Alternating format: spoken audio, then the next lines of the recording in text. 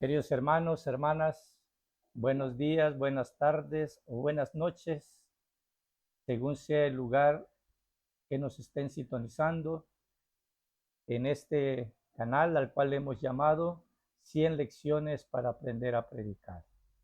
Seguimos con estas partes, estos periodos de la historia de la salvación y siempre pidiéndote que nos apoyes con una manita arriba, suscribiéndose y compartiéndolo con otra persona para que cada día seamos más en este gran proyecto de Dios.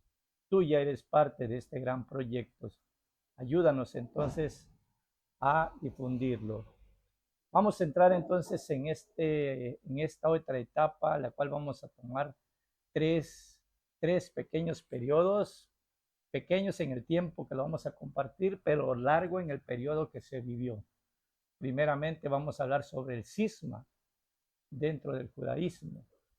La otra vamos a hablar sobre el destierro y la otra parte que es el retorno del pueblo de Dios. En esta pequeña temática vamos a aprender cómo, cómo se redimensiona, cómo vamos a redimensionar esta parte mosaico de la historia y en cada acontecimiento y su relación que va teniendo entre un acontecimiento y el otro. Vamos a ver en estas etapas entonces, primeramente, sobre el cisma. Hay un cisma político, pero también hay un cisma religioso. Cisma, es decir, división, división del reino, división de Israel y de Judá. Y en el ámbito religioso, esa rivalidad de santuario que existen entre los dos pueblos, de Israel y de Judá. Luego vamos a ver la maldad, cómo esa maldad va creciendo en ambos reinos, va creciendo esa maldad. Y luego vamos a ver lo que es el destierro, es decir, la deportación a dos lugares que se llaman Nínive y el otro Babilonia. Y por último vamos a ver el retorno a la tierra prometida, que es la reinstauración de la dignidad y la reconstrucción en el ámbito material. Cada acontecimiento de la historia de salvación tiene un lugar propicio en esta maravillosa mosaico de la historia de la salvación. Cuando se entrelazan esas etapas y cuando se le encuentra el verdadero sentido en ese concierto de la historia, se transforma entonces en una historia de salvación. Sabemos que en la vida no todo es bueno, pero todo sirve para nuestro bien. Vamos entrando entonces en el ámbito del cisma político. Se divide el reino en dos partes.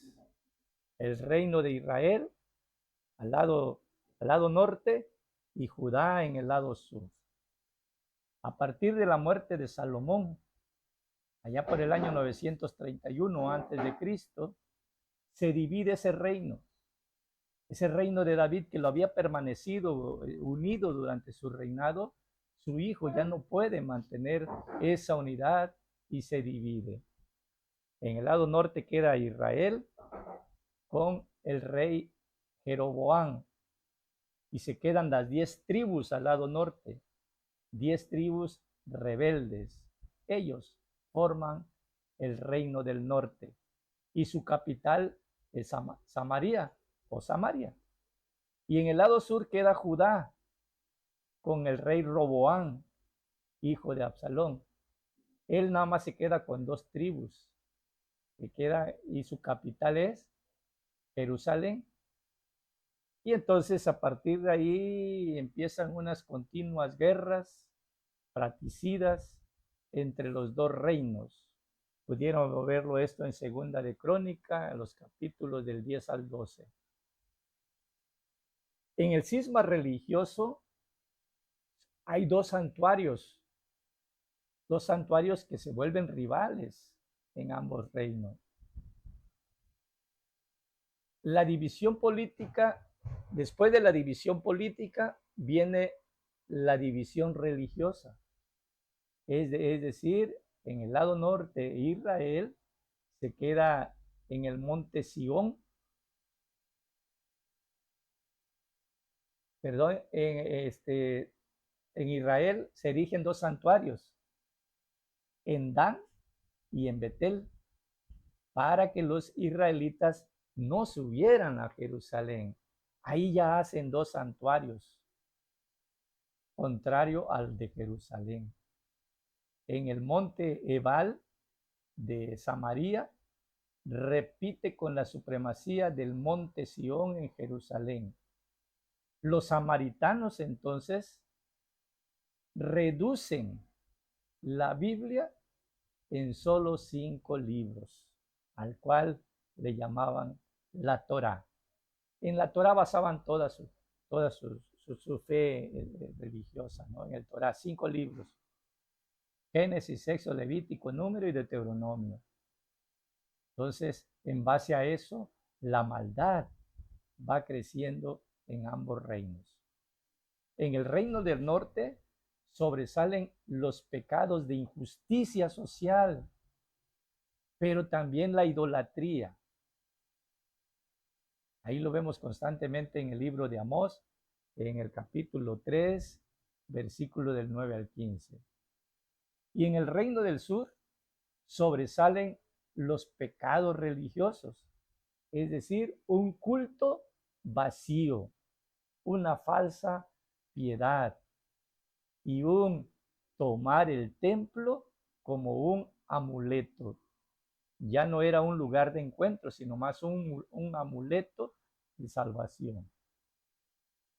Dios, en toda esa parte histórica, amonesta a sus pueblos por medio de los profetas y hasta los amenaza con la destrucción.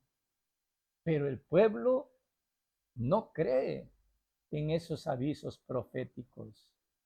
Por ejemplo, Ezequiel en el capítulo 16, en el capítulo 16, denuncia la prostitución de Israel, que ha traicionado a su esposo, que es Dios. En el libro de Amós, en el capítulo 5, del versículo 7 al 13, también vamos a ver que Amós denuncia las injusticias sociales. El profeta Isaías está en contra de ese culto vacío. En Oseas hace un llamado a la fidelidad del primer amor. O sea, Oseas 2, versículo 9. Y el profeta Miqueas, del capítulo 6 y capítulo 8, nos va a mostrar el camino para que el pueblo regrese a su fidelidad. Él va a ir dando las pautas cómo volver a la fidelidad de ese pueblo. Y por último, el profeta Jeremías llama a la fidelidad de la alianza que habían tenido con Dios en Jeremías capítulo 26. El pueblo de Dios no toma en serio la advertencia de los profetas. En el destierro, vamos a ver ya esa parte del destierro, que son deportados a 2 lugares, a Nínive y a Babilonia.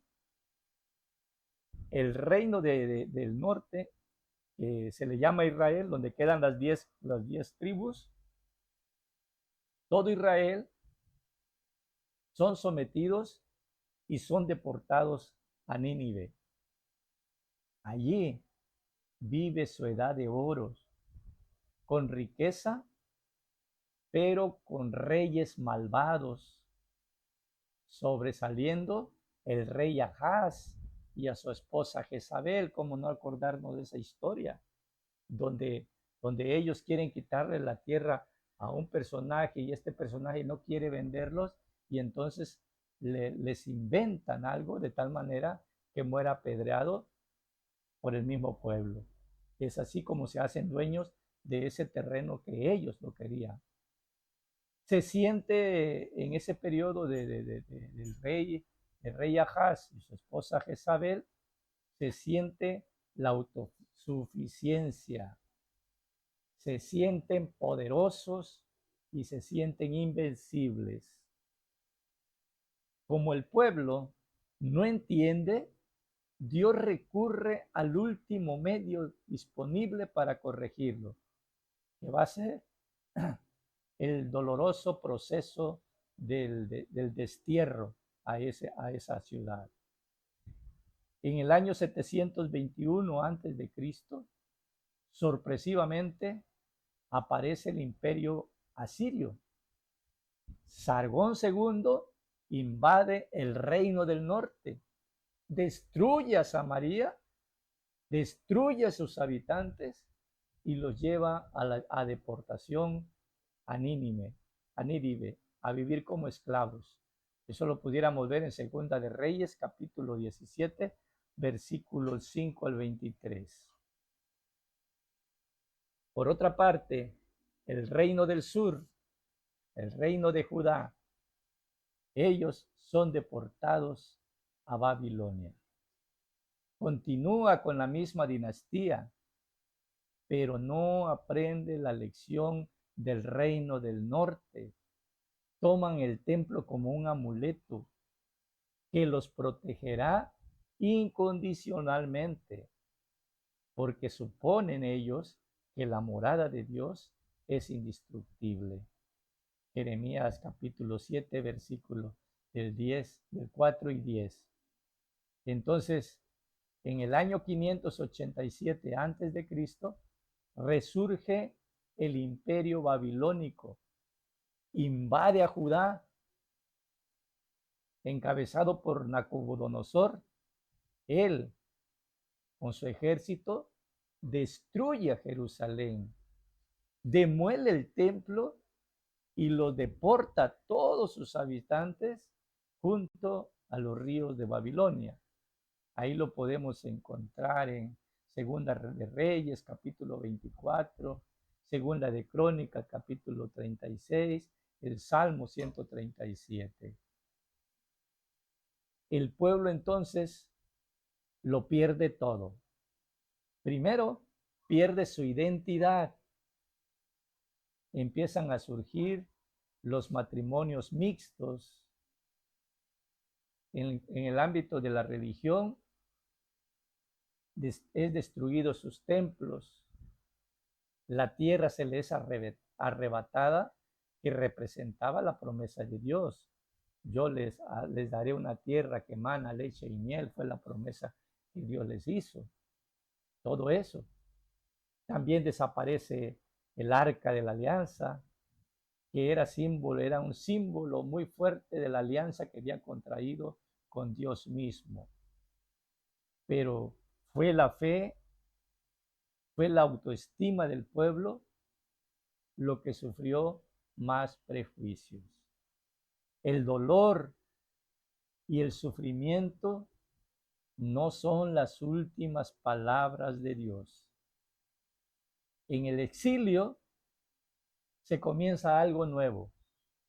Dios no está limitado a las cuatro paredes del templo, sino que es un Dios trascendente que ha ido con su pueblo incluso al destierro.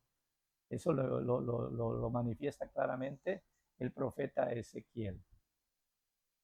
El pueblo entonces, antes autosuficiente y orgulloso, experimenta su debilidad y llora su pecado.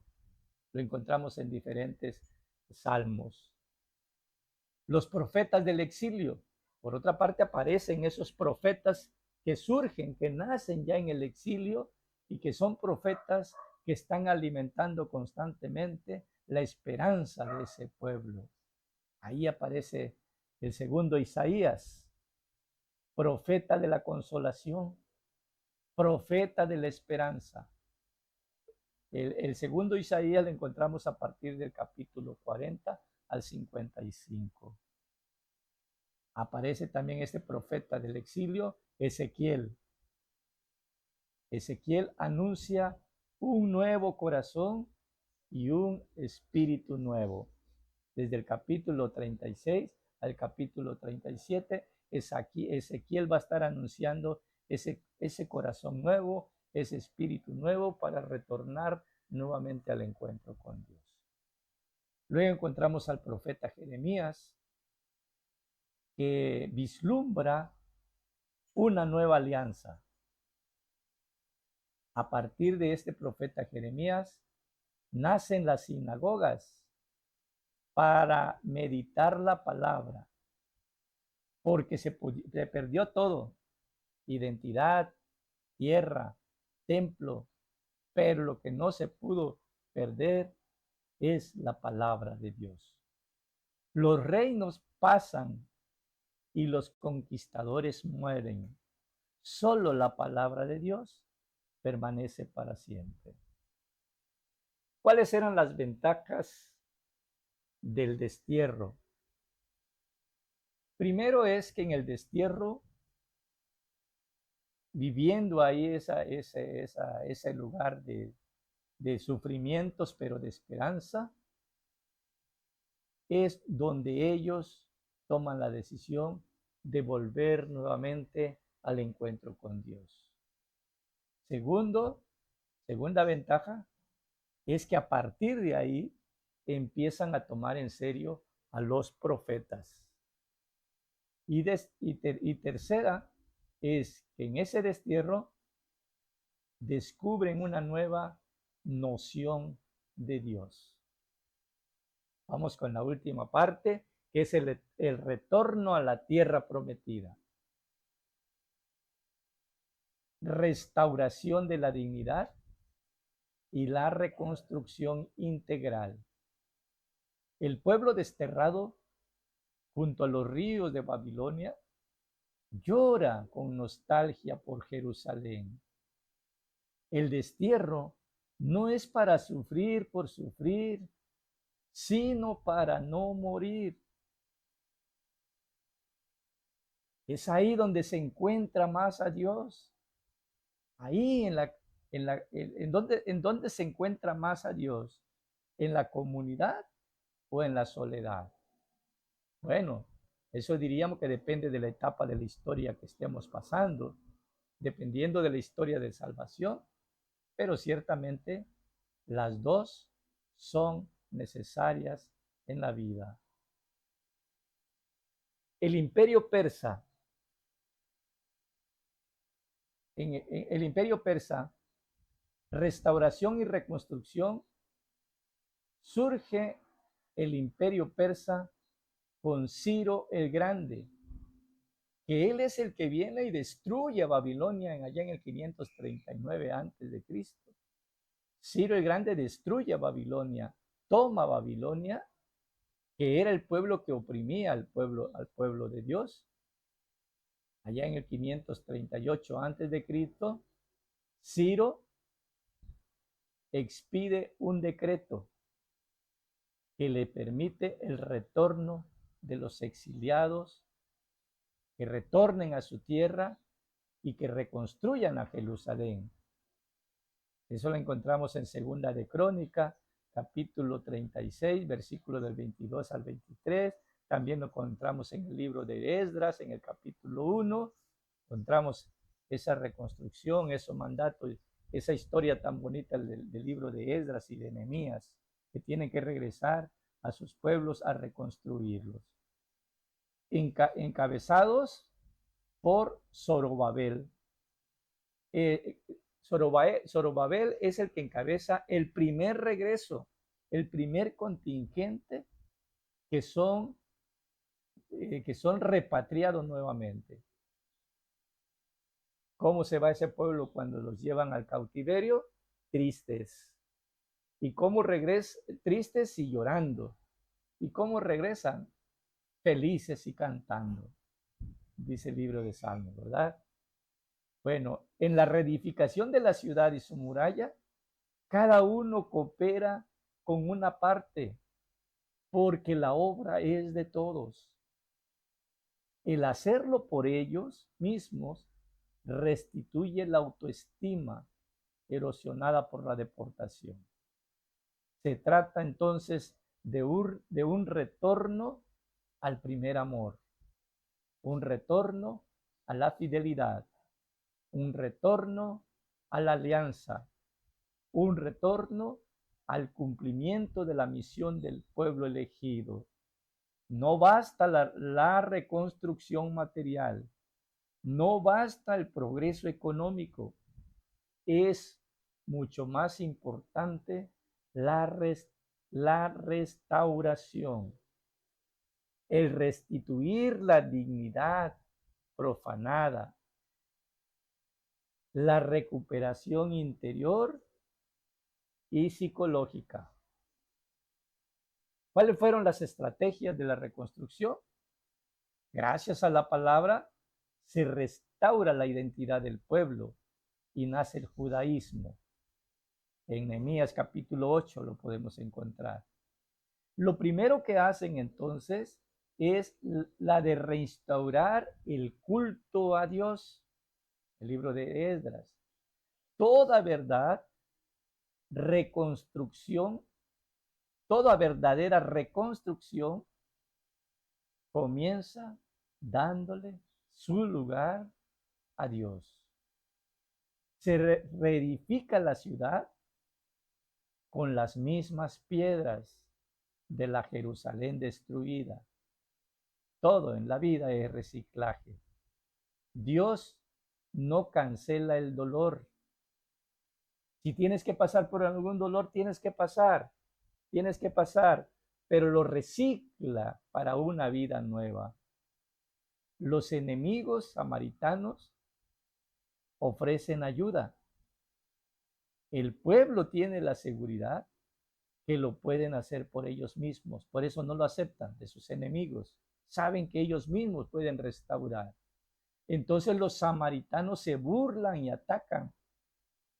Pero en vez de desanimarles, les da la seguridad de que sí se puede. Llega la otra etapa del imperio griego con Alejandro Magno. Entra ahí ya esa invasión cultural en el año 333 al 63 antes de Cristo. En el año 336 declina Persia y comienza la persecución helénica con Alejandro Magno. La cultura griega entonces atenta contra las tradiciones de la ley judía ante la profanación del templo por Antíoco Epífanes.